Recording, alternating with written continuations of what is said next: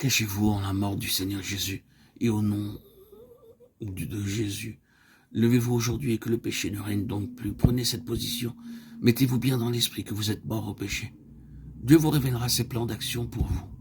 Là, au calvaire, à mesure que vous apprenez à demeurer en sa mort, votre vision deviendra plus claire.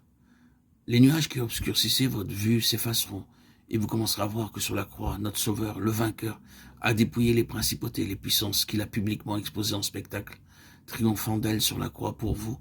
Colossiens 2,15.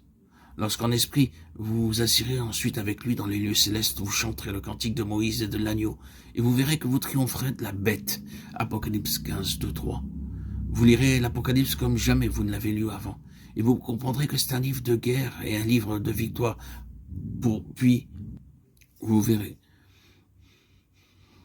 que le Seigneur, le Sauveur ressuscité en gloire, a envoyé un appel vibrant à son Église. À celui qui vaincra, dit-il, venez, montez. À celui qui vaincra, je lui donnerai à manger de l'arbre de vie, même s'il habite où Satan a son trône. À celui qui vaincra, je lui donnerai puissance sur les nations, parce que tu as gardé ma parole et que tu n'as pas renoncé à mon nom. À celui qui vaincra, je le ferai asseoir avec moi sur mon trône, comme j'ai vaincu et me suis assis. Et celui qui était assis sur le trône dit, voici, je vais faire toute chose nouvelle. Apocalypse 21, 15. Celui qui vaincra héritera toute chose.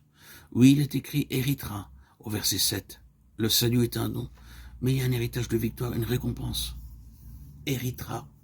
C'est maintenant qu'est venu le salut, la force et le règne de notre Dieu et la puissance de son Christ.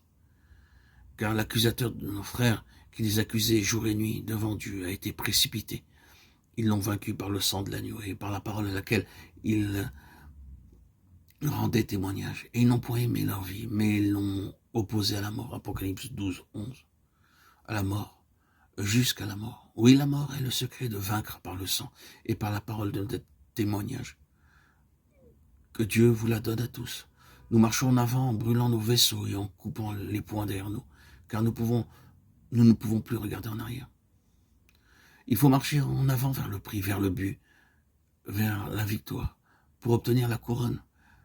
Si le Seigneur veut faire de vous un pionnier et que vous puissiez faire voir aux âmes la gloire du Seigneur ressuscité, la victoire sur l'ennemi et la victoire de sa mort, vous frayez le chemin pour eux, comme le Seigneur Jésus le fit pour vous.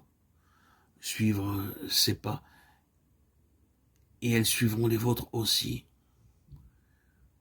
Si vous voulez donc remporter la victoire sur l'ennemi, qui tient une autre âme enchaînée, avant de rien entreprendre, il faut que vous soyez sûr de votre base de Romains 6. Car le seul endroit où l'ennemi n'est pas de puissance, c'est le terrain de la croix. Cachez-vous en la mort du Seigneur Jésus, et au nom précieux et puissant de Jésus, levez-vous aujourd'hui, et que le péché ne règne donc plus dans vos cœurs et dans vos vies. Que le Seigneur vous compte parmi ceux qui lui conduisent les âmes pour sa gloire. Amen. Alléluia.